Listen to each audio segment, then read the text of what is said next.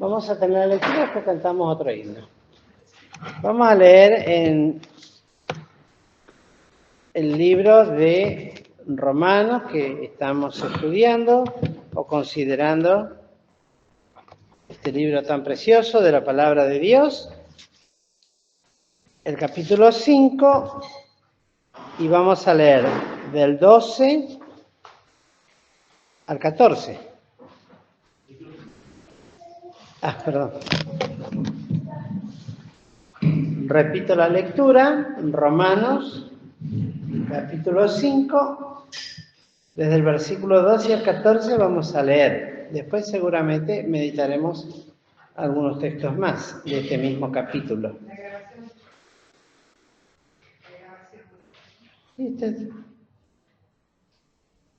Gracias.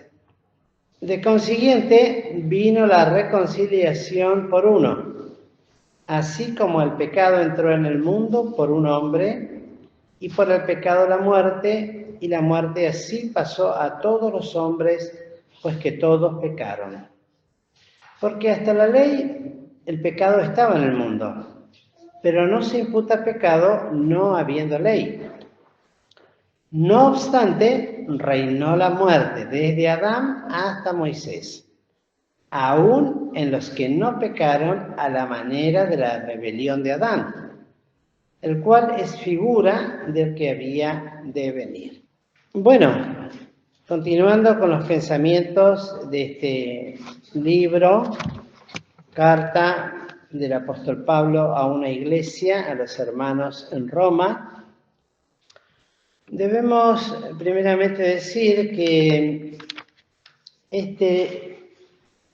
esta porción que abarca, leímos hasta el 14, pero en realidad desde el versículo 12 hasta el 21 tiene un propósito muy importante, pues no debemos mirarlo integralmente considerando el ministerio del apóstol, así como le decía a los efesios cuando los reunió para despedirse de ellos, que él no tuvo reparo, o como lo vamos a leer si quieren en el libro de los Hechos, el capítulo 20, cuando se despedía de los ancianos y de la iglesia,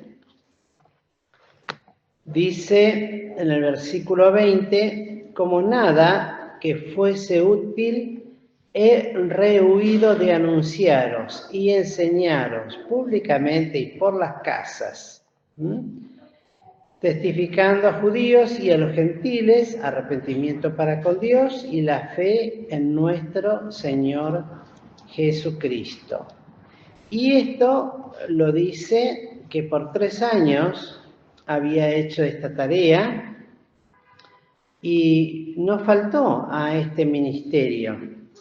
Y en nada que fuese útil rehuyó de anunciar y de enseñar, que es lo que, leyendo este libro de Roma, o de los romanos, mejor dicho, escrito a los hermanos en Roma, es toda una enseñanza o toda una exposición de doctrinas bíblicas fundamentales que cuando uno lee el libro se va viendo cómo progresivamente va guiando a los hermanos a un conocimiento mucho más profundo de la obra de Dios y de Cristo, de la posición que ahora ellos tenían, y hemos visto cómo fue avanzando en estas exposiciones, realmente que se puede decir verdaderas enseñanzas bíblicas de la manera de exponer la palabra de Dios con claridad, con enseñanza, con toda la luz de Dios y la revelación del Espíritu Santo. No hay nada desperdiciable en todo lo que el apóstol hizo con estos hermanos como con las otras iglesias. También recordar que esta carta en Roma fue repartida por todas las iglesias de Asia. Copias y fueron enseñadas en todos lados. O sea que esta doctrina estaba bien implantada, bien fundada en el conocimiento de todos los hermanos del primer siglo. No fue solamente para los de Roma. Si bien fue directamente para los de ellos, pero bien decía el apóstol Pablo, como acostumbraba en todas las iglesias, que la carta que recibía uno, la leyeran, la estudiaran y la repartieran a los otros hermanos, que no la guardaran como un tesoro propio para sí, como una reliquia, como que era propio y no debía, eso era nuestro, esto es para nosotros. Es para nosotros, pero también es para los hermanos y para la edificación conjunta de los hermanos de fe igualmente preciosa. Y así como habíamos dicho en un momento que el capítulo 4 tenía el propósito de introducir al capítulo 5, que en síntesis se trata nada más y nada menos que de la justificación, de la redención, de la ley del pecado y de la muerte y de la condenación del hombre. Para entrar a eso,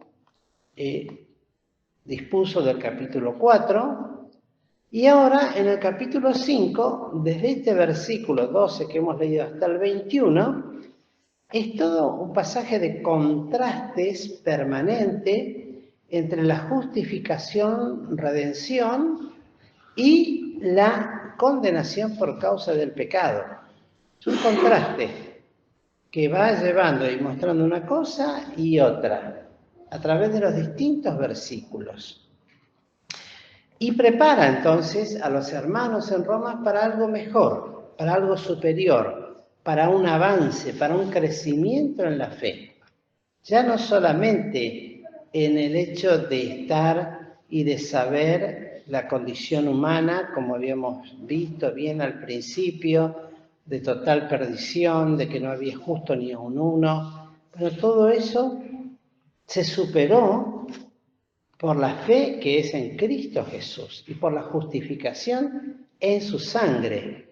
Y ahora los va a guiar a lo que vamos a empezar, si Dios lo permite y nos da vida, el martes que viene, en el capítulo 6, que empieza a tratar nada más y nada menos que de un avance en la vida cristiana luego de la salvación y de la justificación y de todo ese sentido de pertenencia en Dios que hemos venido hablando y diciendo. Ahora el apóstol los va llevando, los va guiando a otra experiencia superior en la vida del creyente, que muchas veces lo decimos rápidamente.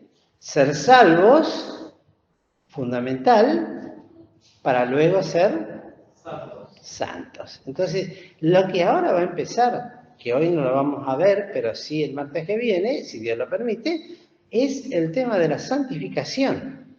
Algo precioso realmente en la experiencia de los hermanos y cómo el apóstol lo va llevando.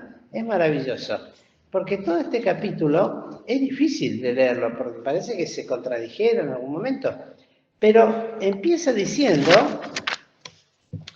en el versículo 12, de consiguiente, así dice, ¿no?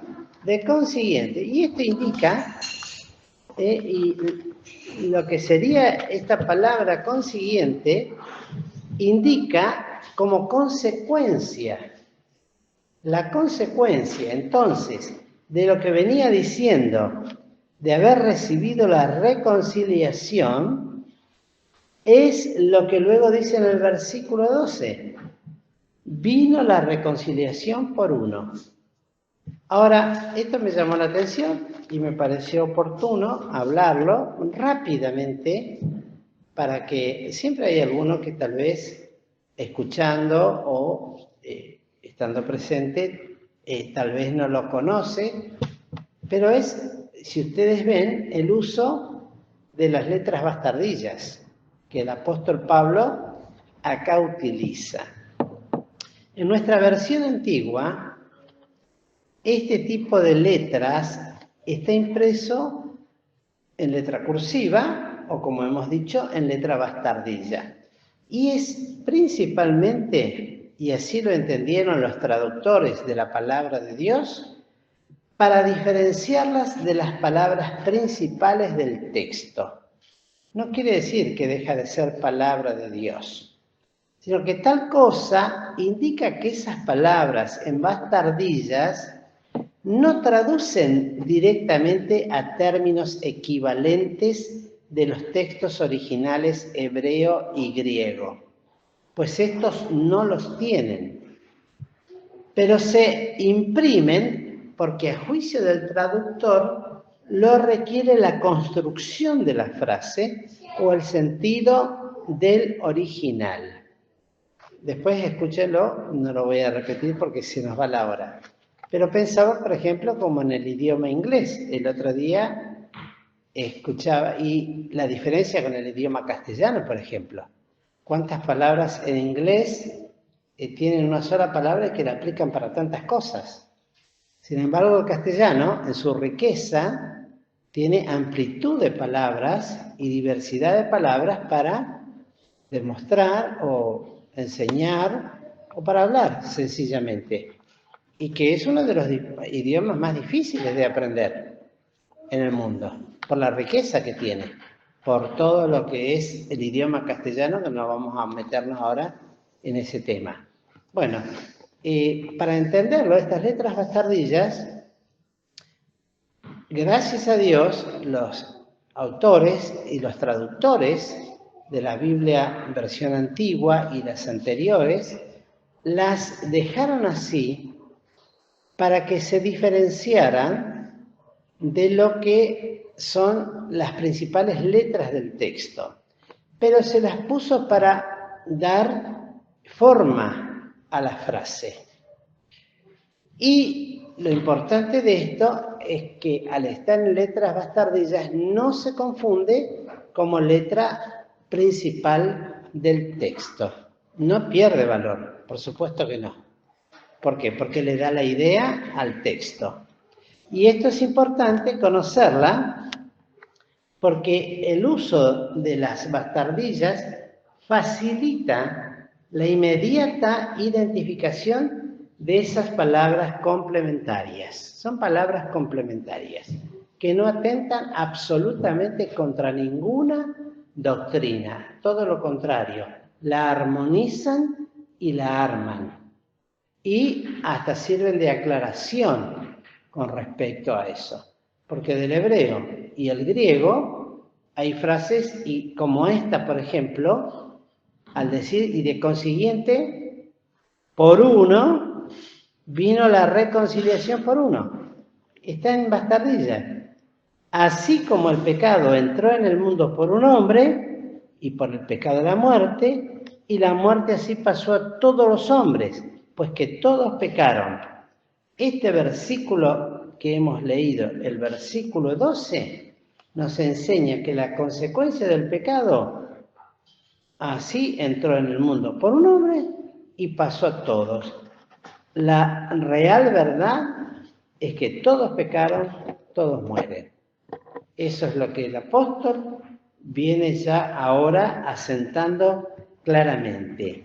Y aclara que el pecado, en el versículo 13, esto es muy interesante, dice, porque hasta la ley el pecado estaba en el mundo. Y no es que antes, o sea, no es que después de la ley hubo más pecado, era el mismo pecado. Ahora les aclara y les enseña que no se imputa pecado no habiendo ley. Y esto es una realidad. Eso sucede, por ejemplo, con las leyes de tránsito. Si uno hace una maniobra que no está codificada entre las leyes, no puede ser sancionado, porque no hay jurisprudencia. De la misma manera sucedía antes de la ley. No se podía imputar pecado desde el punto de vista legal, porque no estaba la ley. Y, sin embargo, dice, no obstante, y ese no obstante tiene también un significado. No obstante, significa sin embargo, o a pesar de, o pese a. Esa palabra, sin embargo. Entonces uno podría leer, pese a tal cosa que hemos leído, que no había ley para imputar un pecado. Imputar significa echar culpa, o más bien significa acusar, achacar, culpar, incriminar, atribuir pecado a eso. Si bien el pecado existía, pero no había ley que lo condenara. Bueno, ahora el apóstol les tiene que enseñar que no obstante, a pesar de eso, a pesar de que eso no estaba así, reinó la muerte. Porque hubo una primera ley, el alma que pecare, esa morirá, dijo Dios. Entonces, si bien el hombre no era inculpado por una ley escrita que lo condenara, sin embargo, la palabra de Dios ya había sido expresa. La transgresión del pecado es muerte, la transgresión de la ley es muerte. En este caso, la paga del pecado es muerte, lo dijo al principio. Ahora bien, entonces les aclara que desde Adán hasta Moisés reinó la muerte, porque todos murieron. Aún en los que no pecaron a la manera de Adán, a la rebelión de Adán, dice después acá, el cual es figura del que había de venir. Ya contrasta el hombre viejo, el hombre natural, con el Cristo de las Escrituras, con el nuevo Adán, el Adán celestial. Entonces, ese pecado que existía en la humanidad, bueno, lo tuvo que pagar, ya lo pagó con el diluvio, siguió hasta que apareció la ley, por supuesto. La realidad es que les aclara también, mas no como el delito, tal fue el don. El delito fue grave, pues la causa es la muerte.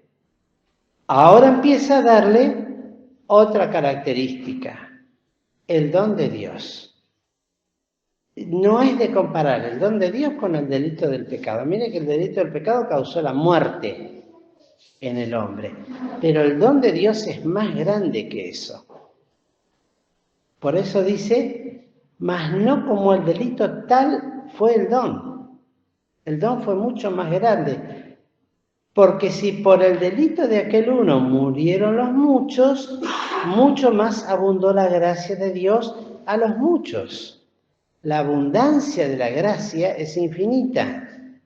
No tiene límite, no tiene techo, no tiene fondo. Abarca toda la gracia de Dios para poder perdonar el pecado del hombre, que es grande y es terrible y creó un abismo entre Dios y los hombres. Sin embargo, la gracia de Dios en Cristo Jesús, en el Redentor, en el que redimió, en el Salvador, lo logró. La fe en la gracia de su sangre derramada. Por eso dice, mucho más abundó la gracia de Dios a los muchos. Por un pecado, a la manera de la rebelión de Adán, todos fueron, porque así lo dice la palabra de Dios, lo vamos a leer ahora, ¿no? Y el don por la gracia de un hombre, Jesucristo. Contraste nuevamente. Y ahora, claramente. Uno y otro. Contrastes. Y elevar la gracia de Dios por sobre todas las cosas. Por encima del pecado del hombre, que puede, y lo ha hecho. Concretamente, ya mirándolo a la distancia y con lo que ya hemos entendido, sabemos del éxito absoluto de la gracia de Dios sobre el pecado en la cruz del Calvario. Ni tampoco de la manera que por un pecado, así también el don. 2 puntos. Porque el juicio, la verdad, vino de un pecado para condenación, mas la gracia vino de muchos delitos para justificación. Son textos que prácticamente se explican por sí mismos.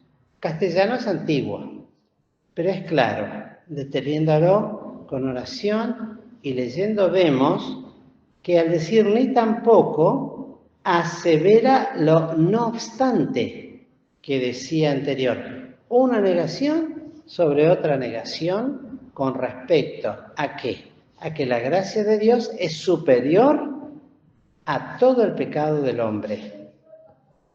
Es notable porque si uno piensa, ese es un privilegio para el hombre, para la creación de Dios humana. No así para los ángeles, ni para el diablo, que fueron creados bajo otras leyes y otras condiciones. Pero la gracia de Dios es infinita porque Dios es infinito. Y logró estas cosas para bien. Y luego les dice, ni tampoco de la manera que por un pecado, así también el don. Porque el juicio, la verdad, vino de un pecado para condenación. Qué manera de multiplicarse el pecado inmediatamente y de crecer en el corazón. Y ya se transmitió de hombre a hombre. Bien se puede decir, como decía el hermano, iba a decir, el salmista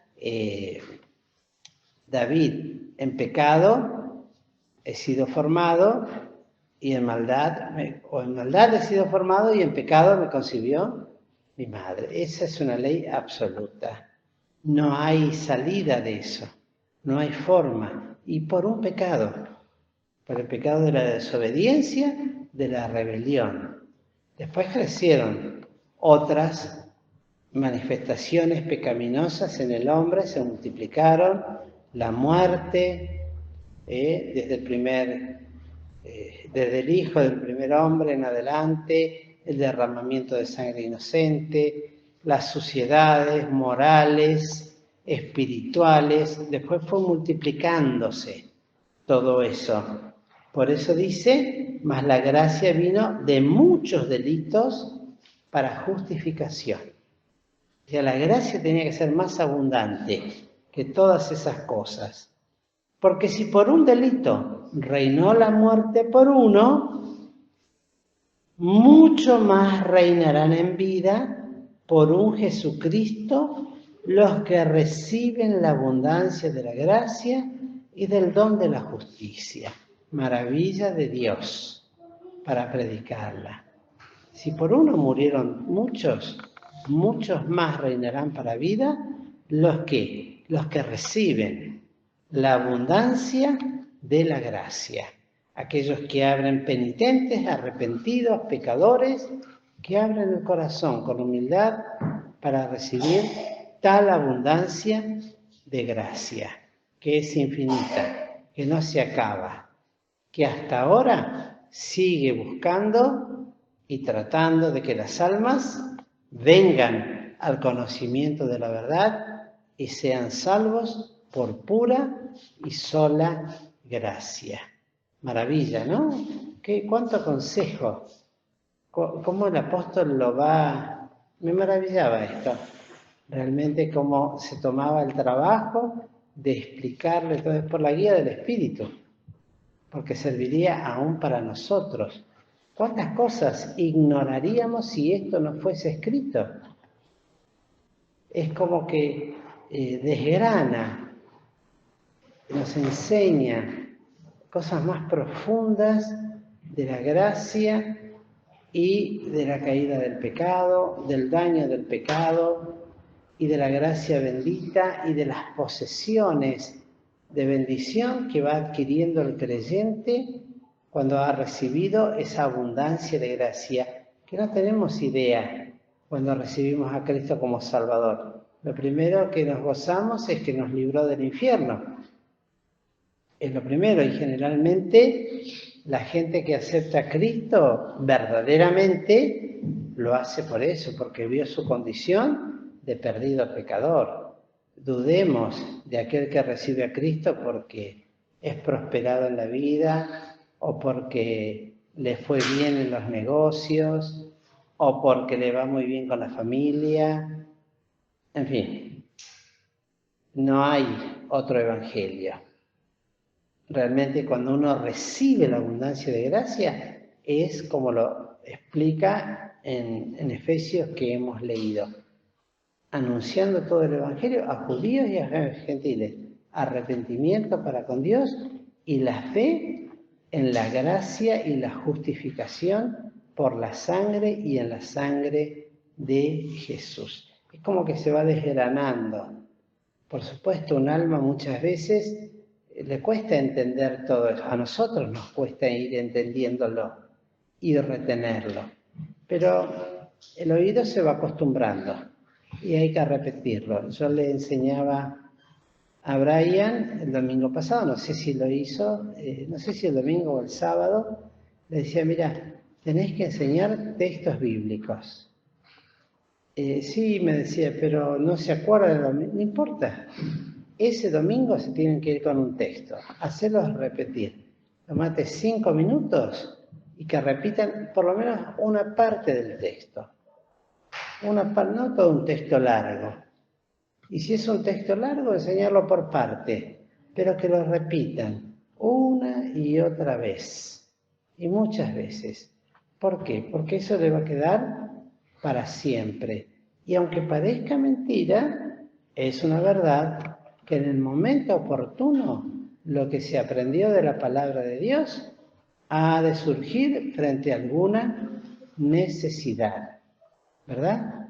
Y estos chicos, por ejemplo, los que vienen en la escuelita dominical, muchos de ellos, la mayoría, a una determinada edad de adolescencia, no vienen más. Y no sabemos qué rumbo toman. El otro día, no voy a decir el nombre para no generar ningún tipo de... Pero me enteré el Día del Padre. ¿Cuándo fue? El domingo, lamentablemente, yo no lo recuerdo bien, pero hay un chiquito acá que lo traía Federico, que respondía todas las preguntas, sabía los textos, sabía todo. Y lo mataron hace poquito, hace 2 semanas. Se enteró por otra persona del barrio, porque se hizo travesti y bueno, lo mataron. Era un chiquito de acá en la escuelita, que venía. Por momentos bravo, ¿no? Me decían a mí. ¿Pero qué cosas? ¿Qué le habrá quedado de la palabra? No sabemos. Ojalá, a pesar de todo eso, porque la gracia es más abundante que cualquier pecado que nosotros podamos cometer, haya tenido, aunque sea en ese último instante de su vida, un momento para reconciliarse con Dios. No lo sabemos, pero ojalá, porque ninguna palabra de Dios vuelve a él vacía y queda en el corazón del hombre. Y ocurren en el hombre misterios realmente que en un instante de tiempo puede llegar a ver toda su vida.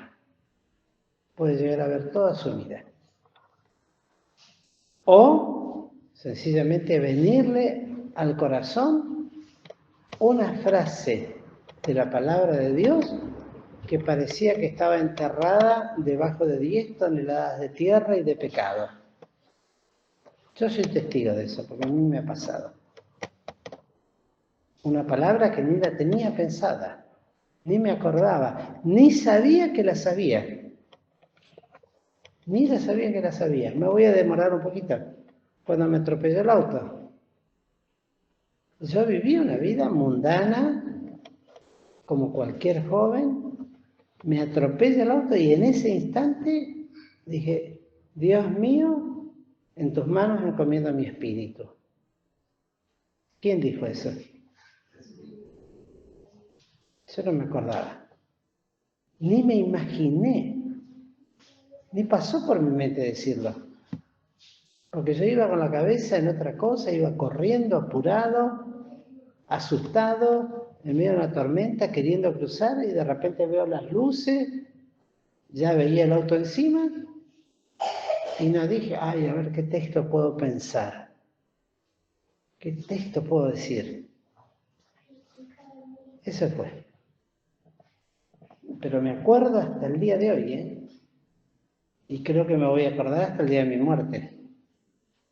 Por eso digo, aún estos chicos que tristemente tienen un final tan triste, porque pobre Federico casi se pone a llorar cuando le contamos, porque era un protegido de él, ¿no? Que lo llevaba, lo traía, lo quería mucho. Y la verdad no podía creerlo.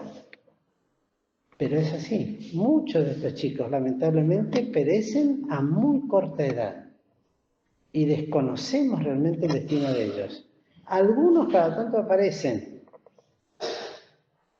Otros nunca más sabemos qué ha sido de su vida. Por ahí alguna aparece, como esta señora que apareció la otra vez, una hermana que se congrega en una iglesia pentecostal, ¿no? Pero se acercó y se acordaba, ella conocía el Medio Caño, pero se acordaba que acá estaba la iglesia y entró y nos encontró y se puso muy contenta y le quedó. Y nosotros, yo ni me acuerdo de ella, pero ella se acuerda que nosotros la buscábamos y le dábamos esta palabra de reconciliación.